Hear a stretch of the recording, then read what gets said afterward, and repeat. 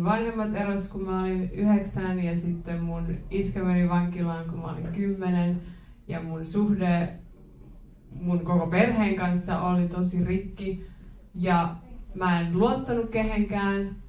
Mä en luottanut mun lähimpiin ystäviin. Tervetuloa.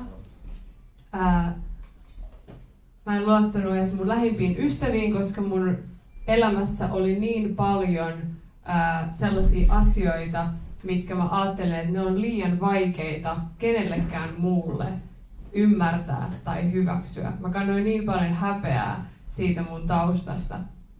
Ja kun mä olin teini-ikäinen, mä olin 15, nämä asiat rupes patoutuu. Mä tiedän, että monet ihmiset rakentaa muureja itsensä ympärilleen suojellakseen itseään. Ja mä voin sanoa, että mä olin yksi niistä ihmisistä. Mä en siis ikinä itkenyt, koska mä olin rakentanut niin paljon muureja itseni ympärille. Mä en halunnut kohdata sitä, kuinka rikki mä oikeasti olin ja kuinka rikkinäisestä taustasta mä oikeasti tulin. Mä en edes osannut itkeä, mutta se aiheutti sen, että mä masennuin tosi vakavasti.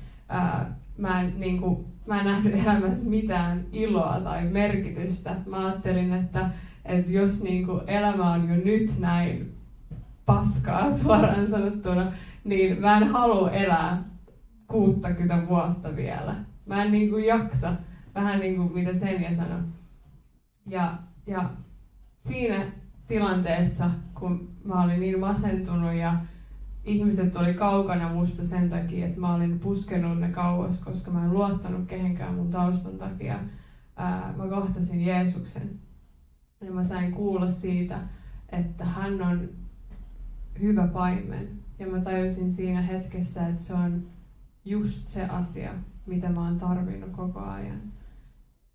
Ja siinä hetkessä mä päätin, että tää on se, mitä mä tarviin. Mä tarviin sen, että Jeesus ohjaa mun elämää. Mä tarviin sitä, että Jeesus ohjaa mun askeleita. Mä tarviin sen, että mä annan ohjat Jeesukselle, koska 15 vuotta mä oon yrittänyt tehdä tätä mun omalla tavalla. Ja siitä ei ole tullut mitään. Mä annan sen Jeesukselle, koska Jeesus on hyvä paimen. Jeesus osaa johdattaa mun vihreille niityille ja virvoittaville lähteille. Jeesus suojelee mua. Jeesus välittää musta enemmän kuin mä välitän itsestäni. Jeesus haluaa pitää musta parempaa huolta kuin mä osaan tai pystyn pitää itsestäni. Ja siinä iltana, kun mä päätin, että mä tarviin Jeesusta ja mä rupean seuraamaan Jeesusta, mun elämä muuttui täysin. Mun masennus lähti melkein yhdessä päivässä. Se ei tapahdu aina silleen, mutta mun tapauksessa se tapahtui, koska heti kun mä sain merkityksen mun elämään, mun masennus lähti näin. Ja mä sain merkityksen ja Jeesus vaan rupesi ratkomaan kaikkia niitä lapsuuden traumaja, kaikkia niitä kipuja, kaikkea sitä anteeksi antamattomuutta yksi kerrallaan.